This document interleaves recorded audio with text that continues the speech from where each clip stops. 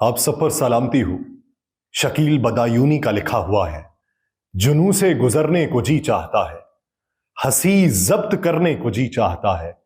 वो हमसे खफा है, हम उनसे खफा है, मगर बात करने को जी चाहता है। निजामे दो आलम की हो खैर या रब, फिर एक आह करने को जी चाहता है।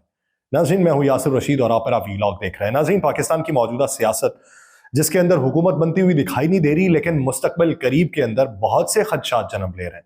जहां पे पाकिस्तान मुस्लिम लीग नून अभी भी डटी हुई है कि उनकी नंबर गेम पूरी है, लेकिन मौलाना फजलुर रहमान से होने वाली एक सरसरी सी मुलाकात जो पाकिस्तान तहरीक इंसाफ के वफ्द ने की, उसकी गूंज इतनी सुनाई दे रही है कि सुबह से लेकर शाम तक 7 प्रेस कॉन्फ्रेंसेस हो चुकी, जिसमें आके वावेला ही सिर्फ यही मचाया जा रहा है कि जमीयत उलमा इस्लाम फे के साथ पाकिस्तान तहरीक इंसाफ के जो मुज़ाकरात हैं, इसका नतीजा क्या निकलेगा। लेकिन इसके बरक्स जब ये मंजरनामा चल रहा है, तो उधर सिंध के अंदर मेरे ख्याल से सिंध की तारीख में ये जो तारीख पिछले कोई एक दहाई के ऊपर मुहित है, पीर पगारा साहब जो जीडीए को रिप्रेजेंट करते हैं और उसको लीड करते हैं, उन्होंने आज कहा है कि माशरे को मिडिल क्लास लाता है। आपका माशरा खत्म हो जाएगा अगर उसे कोई और चलाएगा। खुदा के लिए जो ये देख रहे हैं कि हालात किस तरफ को जा रहे हैं, उनको सोचना है। ये 8-10 महीने ज्यादा हुकूमत चलने वाली नहीं है और हो सकता है कि सभी को आजमा लिया गया हो। अब आजमाने के लिए बचा क्या है। और उन्होंने ये भी कहा कि इधर बैठे हुए जो लोग हैं ये लीगल कवर दें, हालात अच्छे नहीं हैं।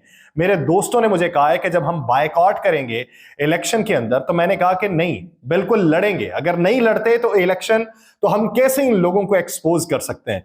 अगर कुछ दोस्तों के कहने पे हम बायकॉट करते तो ये लोग एक्सपोज ही नहीं होते। अब इतनी बुरी तरह से एक्सपोज हो चुके हैं कि नेशनल और इंटरनेशनल लेवल पे ये बदनाम हो चुके हैं। इस इलेक्शन को कौन मानेगा, क्योंकि सारे इलेक्शन फ्रॉड पे थे, रिजल्ट पहले बिके हुए थे। इंशाल्लाह खुदा अच्छा करेगा और खुदा ताला आप लोगों को, इस मुल्क को, हमारी फौज को अपने हिफ्ज़ो अमान में रखे और हर आफत, आजमाइश, तकलीफ, दुश्वारी से पनाह में रखे। और उन्होंने ये भी कहा कि मेरी नजर में इमरान खान चोर नहीं है, उससे गलती हुई होगी। अगर इंसान से गलती ना हो तो वो फरिश्ता होता है। उन्होंने साथ में ये बात की कि अगर इमरान खान चोर है तो फिर हम भी चोर हैं। आप लोगों की सबकी मेहरबानी, आप लोग बहुत दूर से आए, और दूसरा ज्यादा मैं तकरीर मैं कर भी नहीं सकता, तकरीर मुझे आती भी नहीं है। और बाद में उन्होंने कहा मेहरबानी, खुदा हाफिज।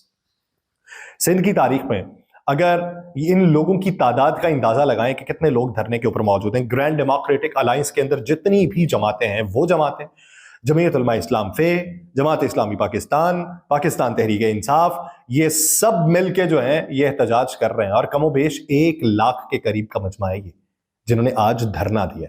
अब वो नून वाले कह रहे हैं कि हमारे पास मेचोरिटी है, मगर वो मेचोरिटी के बावजूद फैसला नहीं कर सक रहे, और शर्म के मारे कहा जा रहा है कि 2/3 मेजॉरिटी लेनी थी और उसके सिवा मिली नहीं। तो उनको सोच लेना चाहिए कि उनका सब कुछ बाहर है। ये गरीब आवाम का, पाकिस्तानियों का कोई नहीं समझता और ना कोई इनको सुनने वाला है।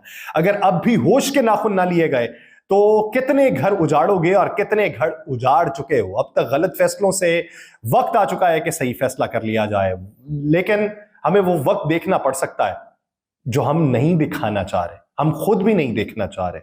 ये किसका कहना है? उसी धरने के अंदर मौजूद जो लोग तकारीर के लिए आ जाए, उन्हीं में से एक शख्सियत का कहना है। वह कहते हैं 25 करोड़ अवाम का मैंडेट कोई चुरा नहीं सकता, 25 करोड़ अवाम का फैसला सुनना पड़ेगा। यह फैसला साफ है कि आप दूध के लिए बिल्ले को चौकीदारी नहीं दे सकते। इस वक्त मुआशी बहरान है और पाकिस्तान में इस मुआशी बहरान के लिए आप दागियों को कैसे लाके सर के ऊपर मुसल्लत कर रहे हैं। उन दागियों को कोई नहीं कबूल करेगा। उन दागियों की वजह से ही तो अवाम उठ खड़ी हुई है। और अल्लाह का शुक्र है कि जीडीए के नौजवान, पीटीआई के नौजवान, जमीयत उलमा इस्लाम फे के नौजवान, ये दोनों एक मुट्ठी बन चुके हैं और इंशाल्लाह मुस्तकबिल इन्हीं का होगा। जमात इस्लामी के नौजवान शाना बशाना हमारे साथ मौजूद हैं। ईमान की सलामती होनी चाहिए और कोई ऐसी अफवाहों पे अमल ना कीजिए जब तक तस्दीक ना हो कि किस चीज की ये अफवाह है। मेरा ईमान है कि अल्लाह ताला हम सबको सुरखरू करेगा। ये अवाम का जमे गफीर देख के, जिसने अगले कुछ और दिनों के अंदर सिंध के एक और शहर में धरना देने का ऐलान कर दिया है, और ये तमाम सियासी जमातें जो अपोजिशन के बेंचेस पर बैठती हुई दिखाई दे रही हैं, ये सारी अगर इकट्ठी हो गई और इसी तरीके से ये आगे बढ़ना शुरू हो गई और शहर शहर धरने देना शुरू हो गए। इत्तलात ये है कि M9 जो मोटरवे है उसको भी बंद कर दिया गया। اب اس طریقے سے اگر حکمت عملی اپنا کے ملک بھر میں لاک ڈاؤن والی کیفیت کو پیدا کر دیں گے تو کیا ہوگا؟ جماعت اسلامی کراچی کے امیر کہتے ہیں کہ پیر صاحب پگار کی قیادت میں جو یہ تحریک شروع ہوئی ہے یہ رکے گی نہیں، آگے بڑھے گی. اس مافیا سے ہم انشاءاللہ جان چھڑائیں گے. شہر کراچی میں کیا ہوا، سندھ کے معاشی حق کا کیا ہوا، سندھ کا کیپٹل، اور یہ شہر پاکستان کا معاشیات ہے، اور اس شہر کی جو لوگوں کی رائے ہے اس کو مسلط کرنے کی بجائے اس کو سنب کیا گیا. ان کا اشارہ ایم کے ایم پاکستان کی طرف ہے. لیکن یہ جماعتوں کا ابھی جو اکٹھ ہے اور اس کے مد مقابل پاکستان تحریک انصاف، جو عوامی national party, Jamiat Ulema Islam, F, Pakistan peoples party, G D A, ان تمام جماعتوں سے بات کرنے کو تیار ہو چکی ہے. تو دیکھنا یہ بھی ہے کہ وہ لوگ جو ایک دوسرے کے سخت ترین مخالف تھے، جس طریقے سے شیر افضل مروت نے کہا کہ مولانا فضل الرحمان صاحب کے بارے میں عمران خان صاحب کا جو موڈ تھا وہ بڑا خوشگوار تھا، اب یہ اس طریقے سے اگر مل جاتے ہیں تو وہ جو کارکن اور ووٹر ہے اس کی رائے کیا رہے گی؟ کیا وہ اس کو تسلیم کر لے گا؟ یہ سب سے بڑا سوال ہے کہ ہم بیشتر جگہوں کے اوپر یہ رائے رکھتے ہیں کہ تمام سیاسی جماعتیں جو ہیں ایک دوسرے کے خلاف الیکشن لڑتی ہیں اور الیکشن کے بعد ایک دوسرے سے بغلگیر ہو جاتے ہیں.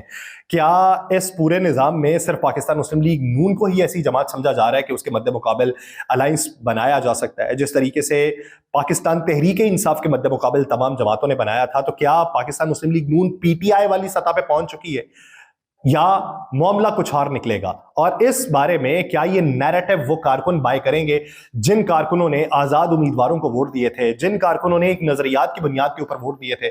کیا وہ اس کو بائے کر لیں گے؟ کیونکہ سوشل میڈیا کے اوپر کل سے لے کے اب تک جس طریقے سے باتیں چل رہی ہیں، جس طریقے سے ایک دوسرے کے اوپر تانا زنی بھی کی جا رہی ہے، اس میں زیادہ تر کارکنان لیگی ہیں جو پاکستان تحریک انصاف کو یہ پیغام دے رہے ہیں کہ یہ وہی مولانا ہیں جن کے بارے میں آپ مختلف القابات سے انہیں نوازتے تھے، یہ وہی مولانا ہیں کہ جن کو اپنے ساتھ نہیں بٹھانا چاہتے تھے، یہ وہی مولانا ہے کہ جو آپ کے بارے میں یہ رائے رکھتے تھے کہ یہ یہودی ایجنٹ ہیں. تو مولانا جو رائے رکھتے تھے مولانا بھی بھول چکے ہیں، آپ جو رائے رکھتے تھے آپ بھی بھول چکے ہیں. تو پھر ہم پہ ہی صرف الزام تراشی کیوں ہوتی ہے؟ اپنے اپنے مقاصد کی خاطر سبھی ایک دوسرے سے بغلگیر ہو جاتے ہیں.